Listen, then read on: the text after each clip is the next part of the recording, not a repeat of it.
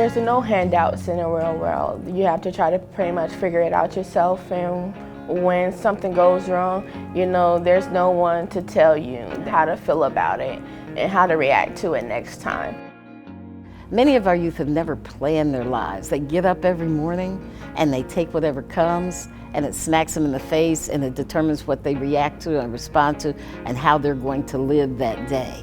And we're trying to get them to look beyond each day into their future and plan it out so that whatever it is they think they can be, whatever it is they want to be, whatever it is somebody told them they could never be, they can actually achieve it. Roughly 10 years ago, I came to Daybreak, was doing a lot of couch hopping, so I was kind of going from house to house, 4 months here, 3 months there. So I didn't really have a stable place to live at that time, which affected my grades, which affected my work ethic, which eventually affected who I was as a person. I was at a very low state in my life where I was just tired of jumping from house to house. I was tired of asking people for a handout, and I kind of felt at the moment when I first came to Daybreak that I was right there at the brink of either like swimming or sinking. As soon as I came in, I was greeted by staff with a smile, what can we do to help you? Everybody was really, patient with me, and they understood. It was a relief, from having to worry all the time, what was going on around me, not really knowing what was going to happen. I finally had some surety about, my living condition, and possibly having hope of being able to actually go somewhere in life, because now I had a stable foundation to kind of build on. I love the fact that this population really has the ability to change. They can trust us, and they know that we have their best interests at heart, and they will allow us to kind of hold their hands and walk them through the housing process, the employment process, the education process. And they do things when they're uncomfortable. They do things in spite of their own cognitive barriers, which I think is amazing. And I think that shows their ability to be flexible. It shows their ability to trust when life has really taught them that, situations aren't trustworthy for them. My life was not where I thought it was supposed to be at. I ended up moving in with an ex of mine, and it ended up turning into a bad situation. It was toxic, very toxic, and it just was not a place for me to be. I felt trapped. I don't know, it's like I was looking through a glass window, but I couldn't do anything about my life or change it. I came here and I was crying my eyes out. And I was like, whatever you guys need to teach me, I will learn, I will listen, I will take it all into account. I just need you to please help me.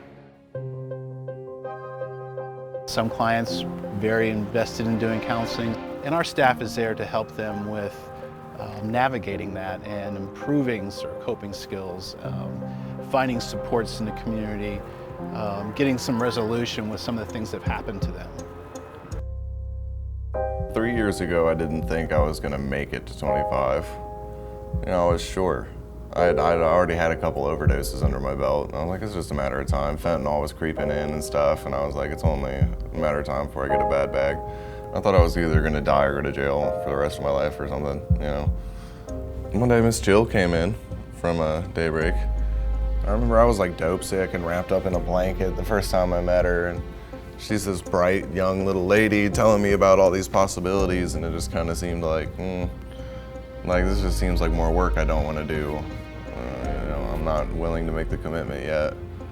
And she did not give up on me. She kept trying. She gave me her card. She was like, call me, stay in touch. I remember I was standing on the highway with my sign, and she drove up and she was like, I've been looking for you. Please go back to the shelter. Meet with me as soon as you can. Here's my card again. And she kind of wore me down, I guess. So, but really it was my own conclusion. But the more I talked to her and the more she told me about what I could do and, boosted my self-esteem and everything, the more I believed in myself and was like, this is a possibility.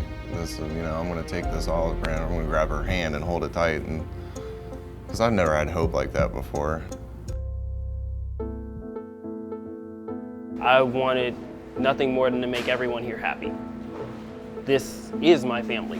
I've lived with them. I've woken up to them every morning, gone to sleep with them every night, argued with them, cried with them, fought with them, laughed with them. We all know each other. It's so many people from different backgrounds coming into one place, and it's just my family. I love them. I think as a staff member, you just really feel a strong sense of responsibility to ensure that they're successful. And when they have bad days, you can guarantee they come back to the shelter, and the first thing they do is they come in and they say, "Oh, Miss So-and-so or Mr. So-and-so, I need to talk." You know, and you would do that for your own kids at home, you know, and to know that they have adults who are in their lives who they can share those highs and lows of everyday life with is, I think, very unique about our program. We want them to give to themselves. We want them to give to their own plans. We want them to give to their thought of what it is they want to do and want to be and how they want to create a life for themselves. And if they give to that and they try us on, then we'd have seen them succeed. They've done some amazing things.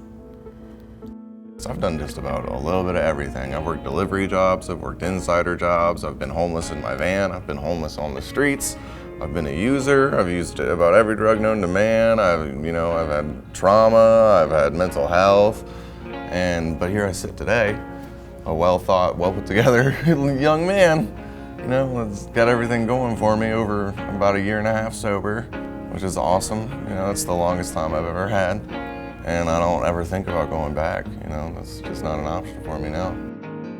I've kind of built my life around the resources and the skills and the people that poured out into me here and the patience that they gave me. I'm happy, you know what I mean? Like I have a sense of purpose and I have stability. You know, like I have a beautiful wife, I have 3 wonderful children, I have my own home, I own my own house, I own my own car. You know what I mean? I have stable employment. You kind of long to be in a stable place. Not really more so the glitz and glamour, the big, you know, fancy cars and stuff like that, but you just want the simple things in life. You want stability. And that's what I have now because of Daybreak.